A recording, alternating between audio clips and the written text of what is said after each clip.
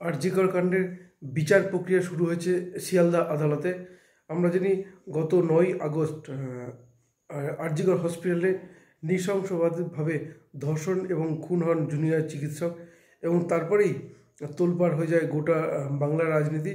এবং প্রথম দিকে কলকাতা পুলিশ এই তদন্ত গ্রহণ করলেও পরবর্তীতে এই মামলা যায় কিন্তু সিবিআইয়ের হাতে। বিশেষ করে কলকাতা হাইকোর্টের নির্দেশে তদন্ত ভার যায় সিবিআইয়ের হাতে, এবং সিবিআই তদন্ত করতে নেমে যে বিষয়টি সামনে এসছে সেটা কিন্তু মারাত্মক বলা যেতে পারে। এবং বিশেষ করে এভিডেন্স ট্যাম্পারিংয়ের তথ্য কিন্তু সামনে এসেছিলো।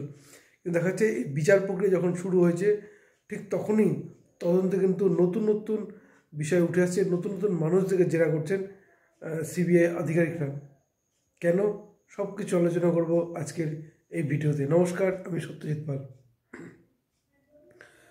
বিশেষ করে আরজি কর কাণ্ডের পর সিবিআই তদন্তভার পাওয়ার পর যেভাবে এভিডেন্স ট্যাম্পারিংয়ের বিষয়গুলো সামনে এসেছিল, এবং তার সত্ত্বেও কিন্তু সিবিআই তদন্ত করে ইতিমধ্যে কিন্তু চার্জশিট পেশ করেছে। তার কারণ আমরা জানি বাংলায় বেশ কিছু বিষয়ের উপর কিন্তু তদন্ত করছে সিবিআই। শিক্ষক নিয়োগ দুর্নীতি হোক, আবাস যোজনা, অনেক কিছু তদন্ত করছে সিবিআই। কিন্তু তার সত্ত্বেও দেখা যাচ্ছে এই প্রথম আরজি কর কাণ্ডে চার্জশিট পেশ করেছে সিবিআই, এবং তার বিচার প্রক্রিয়া শুরু হয়েছে। এবং এই চার্জশিটে কিন্তু প্রধান অভিযুক্ত হিসেবে নাম রয়েছে কেবলমাত্র সঞ্জয় রায়ের। যদিও এই আরজি কর কাণ্ডে গ্রেপ্তার হয়েছেন টালা থানার ওসি অভিজিৎ মণ্ডল এবং আরজি কর হসপিটালের প্রাক্তন প্রিন্সিপাল সন্দীপ ঘোষ, এবং তাদের কিন্তু জেরা চলছে। এবার সবচেয়ে গুরুত্বপূর্ণ যে এই যে বিচার প্রক্রিয়া শুরু হয়েছে শিয়ালদা আদালতে, এবং এখানে বহু মানুষের কিন্তু সাক্ষ্য গ্রহণ চলছে। জুনিয়র চিকিৎসকের পরিবার ইতিমধ্যে সাক্ষ্য দিয়ে গেছেন, এবং দেখা গেল সাক্ষ্য দেওয়ার জন্য ডেকে আনা হলো এই সঞ্জয় রায়ের অত্যন্ত ঘনিষ্ঠ আরেক সিভিক ভলেন্টিয়ারকে। পাশাপাশি জেরা করা হয়েছে এই আরজি কর হসপিটালের এক সিকিউরিটিকেও।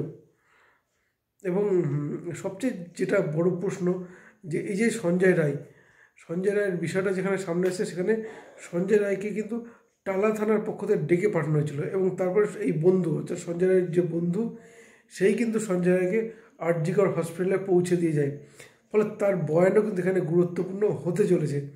এবং আরেকটা বললাম যে এই আরজি কর হসপিটালে যে সিকিউরিটি ছিলেন তারও কিন্তু বয়ান নেওয়া হয়েছে। এবং এখানেও কিন্তু বড় প্রশ্ন উঠে আসছে যে সঞ্জয় রায়ের বন্ধু যাকে ডাকা হয়েছে, বা যে সঞ্জয় রায়কে টালা থানার নির্দেশের পরে আরজি কর হসপিটালে পৌঁছেছে, কোথাও একটা প্রাতিষ্ঠানিক ব্যাপার পাচ্ছে। তার কারণ টালা থানার ওসি ইতিমধ্যে গ্রেপ্তার হয়েছেন। ফলে কোথাও কি পরিকল্পনা করে গিয়ে সঞ্জয়কে পৌঁছানো হয়েছে কিনা সেগুলো তো বিচারাধীন বিষয়। কিন্তু সবচেয়ে গুরুত্বপূর্ণ এই যে যাদের জেরা করা হচ্ছে বা সাক্ষ্য গ্রহণ করা হচ্ছে, তাদের সাক্ষ্যের উপরে কিন্তু শাস্তি নির্ভর করছেন। এখন ইতিমধ্যে আমরা জানি সঞ্জয় রায় প্রথম দিকে চুপচাপ থাকলেও বিচার প্রক্রিয়া যখন শুরু হয়েছে, সাক্ষ্য গ্রহণ যখন শুরু হয়েছে, তখন তিনি কিন্তু প্রিজন ভ্যান থেকে চিৎকার করা শুরু করেছেন। প্রথম দিন চিৎকার করলেন যে তাকে তার ডিপার্টমেন্ট ফাঁসিয়েছে, এবং পরবর্তী দেখা গেলো তিনি কিন্তু সরাসরি কলকাতা পুলিশ কমিশনার বিনীত গোয়েলের নাম উল্লেখ করেন যে বিনীত গোয়েল তাকে ফাঁসিয়েছেন। ফলে এটাও কিন্তু একটা বড় প্রশ্ন হয়ে উঠছে, এবং এইখানে দাঁড়িয়ে এই সাক্ষ্য গ্রহণ করতে একটা বড় ফ্যাক্টর হতে পারে। কিন্তু আরেকবার বলে রাখবো যে যেহেতু অভিযুক্ত সঞ্জয় রায়, কোনো অভিযুক্ত যখন কোনো কিছু বয়ান দেন, তা সেটা খুব বিচারকের খুব একটা আওতায় পড়ে না। এখন সিবিআই তদন্ত করছে, বিশেষ করে সাক্ষ্য গ্রহণ শুরু হয়েছে, এইখানেই প্রশ্ন উঠে আসবে। তার কারণ আমরা জানি এই আরজি কর কাণ্ডের পর আরজি কর হসপিটালের পক্ষ থেকে তার পরিবারকে কিন্তু ভুল ইনফরমেশন দেওয়া হয়েছিল। প্রথমবার বলা হয় তাদের মেয়ে অসুস্থ, দ্বিতীয়বার বলা হয় মেয়ে আত্মহত্যা করেছে। ফলে এটাও কিন্তু একটা খুব বড় ফ্যাক্টর হয়ে উঠতে চলেছে এই আরজি কর কাণ্ডে। এছাড়া আরও আমরা জানি যে এই হত্যা বা জুনিয়র চিকিৎসক হত্যার পর যেভাবে সেমিনার রুমে বা এই কক্ষে যে বডি ছিল, সেই কক্ষে যেভাবে অবাধে মানুষ যাতায়াত করেছেন, এটাও কিন্তু বিচারের আওতায় আসতে চলেছে। বা কারাই বা ভেতরে গেলেন, বা কেই বা ডেকে পাঠানো হলো, কাদের ডেকে পাঠানো। কারণ বেশ কিছু চিকিৎসকের আচরণ কিন্তু সন্দেহজনক। তার কারণ পোস্টমর্টেমটাও সন্দেহজনক। এবং আমরা জানি ডোমেদের কথা শুনে কোথাও কোনো ক্ষত বা আঘাতের চিহ্ন রয়েছে, সেগুলো লেখা হয়েছে। ফলে এটাও কিন্তু একটা বড় ফ্যাক্টর হয়ে উঠতে চলেছে। এবং এই যে সিবিআই আদালতের এই যে সাক্ষ্য গ্রহণ, বিশেষ করে সঞ্জয় রায়ের বন্ধু বা অত্যন্ত ঘনিষ্ঠ আরেক সিভিক ভলেন্টিয়ার, তার এবং আরজিকর হসপিটালের সিকিউরিটি তার ওয়ার্ড, কারণ তিনি কিন্তু বেশ কয়েকজন চিকিৎসককে ডেকে পাঠিয়েছিলেন বা বলেছিলেন যে সেমিনার রুমে যাওয়ার জন্য। ফলে এটাও কিন্তু একটা তদন্তের আওতায় আসতে চলেছে। এখন দেখার বিষয়ে সাক্ষ্য গ্রহণ ইতিমধ্যে শুরু হয়েছে, বিচার প্রক্রিয়া শুরু হয়েছে।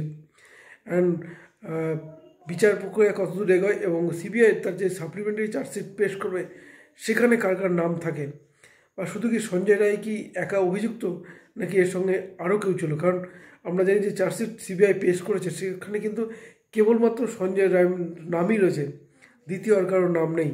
ফলে এটাও কিন্তু একটা বড় ফ্যাক্টর হয়ে উঠতে চলেছে। এখন দেখার বিষয় যে আগামীতে কি হয়, কারণ বিচার প্রক্রিয়া যে শুরু হয়েছে শিয়ালদা আদালতে, এবং সন্দীপ ঘোষ টালা থানার ওসি তাদের নাম বা পরবর্তী চার্জশিটে আসে কিনা বা অন্য কোনো নাম আসে কিনা, বা যেখানে বারবার বলা হচ্ছে যে এই ঘটনা সঞ্জয় রায়ের একার পক্ষে সম্ভব নয়, তাহলে আর কে ছিল সেটি কিন্তু বাংলার মানুষের কিন্তু একটা কৌতূহল রয়েছে। যদিও রাত দখল, ভোট দখল, বহু আন্দোলনের পর আন্দোলন এই মুহূর্তে থেমে গেছে, জুনিয়র চিকিৎসকরাও কিন্তু আন্দোলন থেকে সরে এসেছেন অনেকটা, তা সত্ত্বেও বাংলার মানুষের মধ্যে একটা দাবি কিন্তু রয়েছে, জাস্টিস ফর আরজিকর।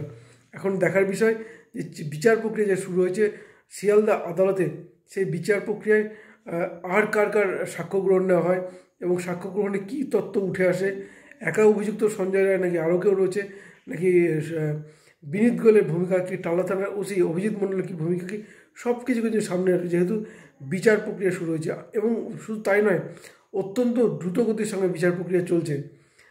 আমরাও চাইব যে জাস্টিস ফর আরজিকর হয়ে উঠুক।